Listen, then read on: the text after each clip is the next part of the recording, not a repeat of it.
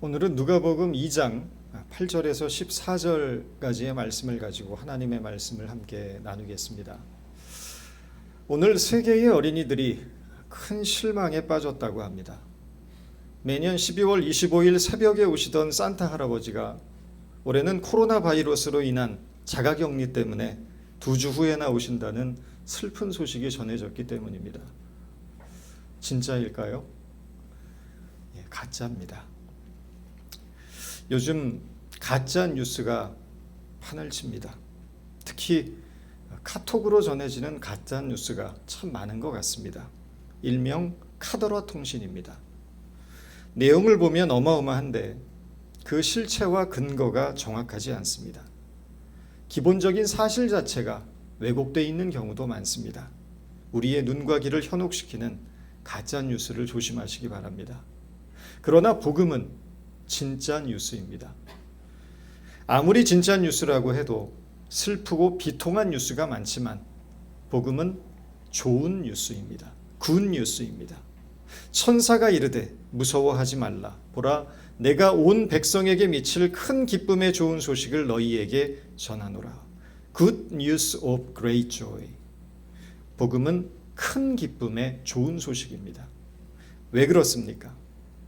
영광의 왕이시고 구원의 주로 오실 메시아의 탄생을 전하는 소식이기 때문입니다. 그런데 아이러니하게도 큰 기쁨의 좋은 소식의 주인공이신 예수님께서 화려한 5성급 호텔이 아닌 베들레헴의 누추한 마국간으로 오셨다는 것입니다. 마국간은 어떤 곳입니까? 마국간은 냄새나고 초라한 곳입니다. 더구나 말 구유는 말이 먹는 밥통, 말 밥그릇입니다. 사람이 태어날 자리가 아닙니다. 그런데 예수님께서 초라한 마국간, 짐승들의 밥통으로 사용하는 말 구유에 누우셨다는 것입니다. 그 초라한 마국간에 예수님이 오시자 놀랍게도 그것은 거룩하고 영광스럽고 아름다운 곳이 되었습니다. 하나님의 영광이 두루 비치고 수많은 천군 천사들의 찬양이 울려 퍼지고 들판에서 양치던 목자들이 달려와 아기 예수께 경배했습니다. 어느 추운 겨울밤 들판에서 양떼를 지키고 있던 목자들에게 천사가 나타나 말합니다. 10절입니다. 오늘 다윗의 동네에 너희를 위하여 구주가 나셨으니 곧 그리스도 주시니라.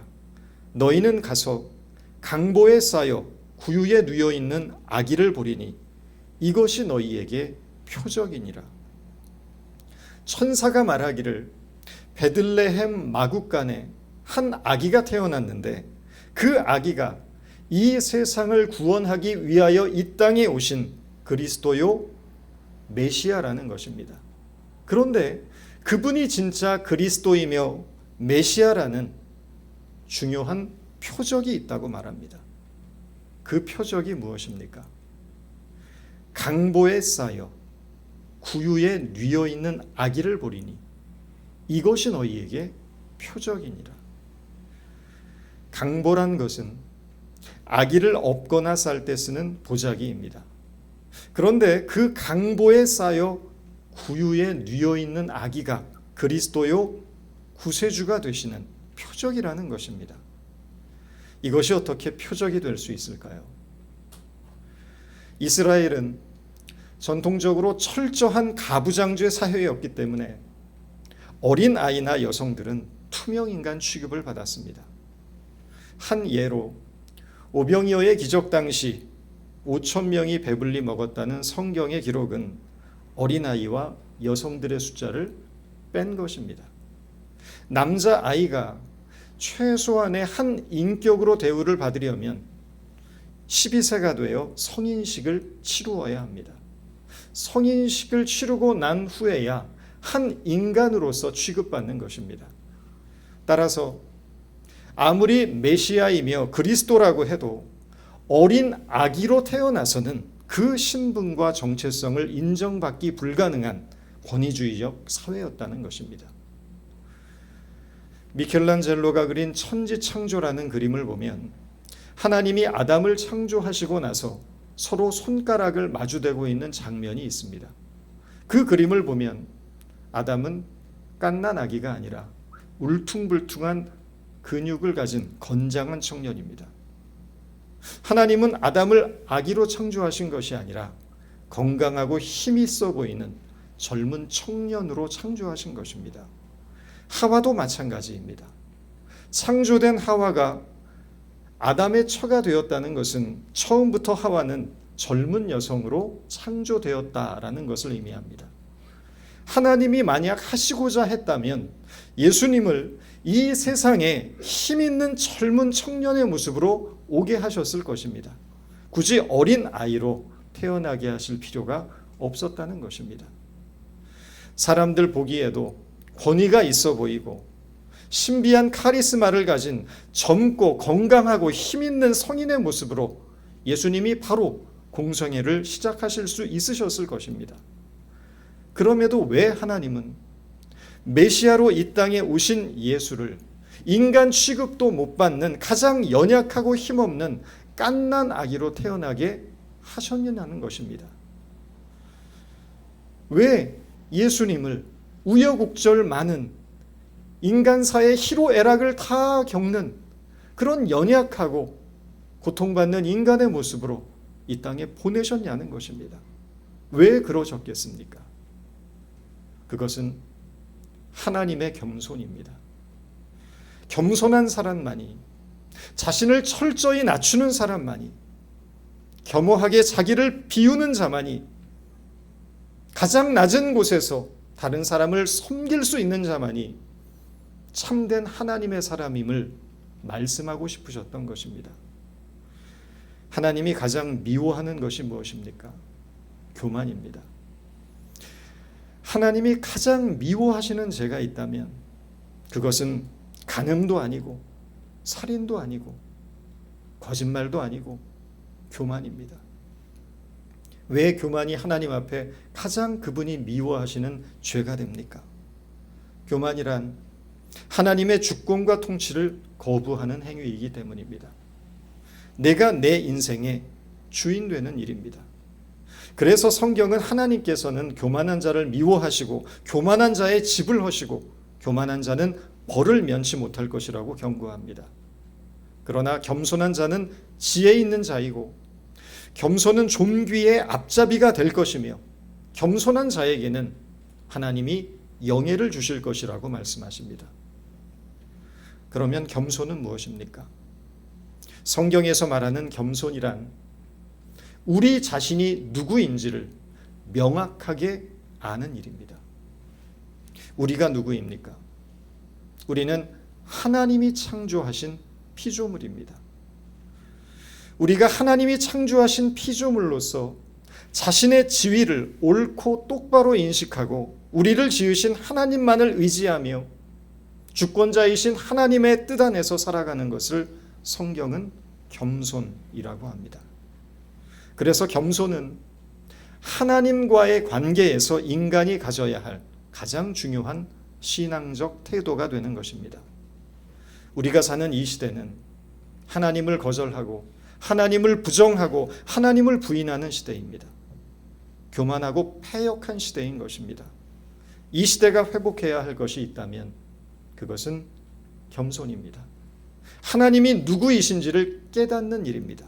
우리가 하나님이 누구이신지를 깨달아 하나님을 우리 아버지라고 고백하는 순간 진정한 회복이 시작될 것입니다. 하나님은 우리가 하나님이 누구인지를 인정하는 것만으로 족하신 분입니다. 우리가 하나님께 무엇을 드려서가 아니라 하나님을 하나님으로 인정하는 것, 하나님의 하나님 되심을 우리가 인정하는 것, 하나님의 위대하심과 이 역사와 만물의 창조주 되심과 우리 인생의 주인 되심을 인정하는 것만으로도 하나님은 우리를 기뻐하시는 분입니다. 우리가 자녀를 낳았을 때 가장 기쁜 순간이 언제입니까? 아빠, 엄마로 불릴 때입니다. 아이가 나를 위해서 무엇을 해 주어서가 아니라 아이가 나를 엄마, 아빠로 인식하고 인정하는 그때가 부모로서 가장 감격스럽고 기쁜 순간입니다. 내 품에 안겨서 방긋방긋 웃는 모습으로 엄마 아빠의 눈을 맞추는 것, 부모는 그것만으로 만족할 수 있습니다. 우리의 신앙이 그런 어린 아기와 같은 것이 되기를 바랍니다. 주님이 마구간으로 오셨다는 것이 무슨 의미입니까? 구원의 기쁨은 누구에게나 열려 있다는 것입니다. 어렵고 힘든 일이 아니라는 것입니다. 만약에 예수님께서 화려한 대궐로 오셨다면, 왕이 마땅히 살아야 될 그 왕의 처소로 오셨다면, 들판에서 양을 치는 비천한 목자들이 어떻게 예수님을 경배했겠습니까? 대궐이란 곳은 문턱이 높은 곳입니다. 아무에게나 열리는 곳이 아닙니다. 누구든 들어갈 수 있는 곳이 아닙니다. 그곳은 까다로운 곳이고 조건과 자격을 갖춘 자에게만 열리는 곳입니다.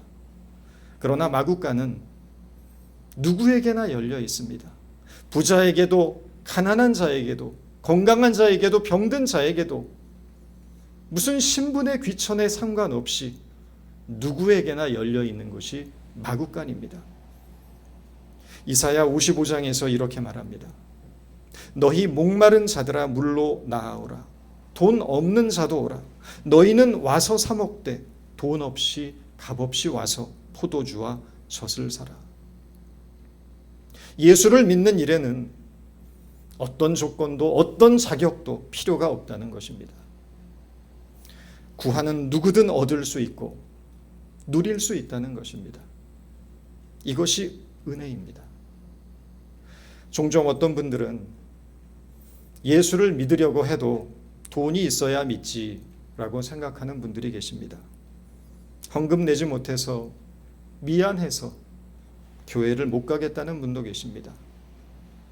남들처럼 열심히 봉사하지 못해서, 충성하지 못해서, 전도하지 못해서 미안하고 부담스러워 교회를 못 가겠다고 하십니다. 오늘 이 시대의 아픔은 신앙마저도 행위의 신앙으로 바꾸고 하늘의 제자들을 땅의 제자로 바꾸어서 예수 믿는 일을 더욱 곤욕스럽고 어려운 것으로 만들어 버렸다는 것에 있습니다.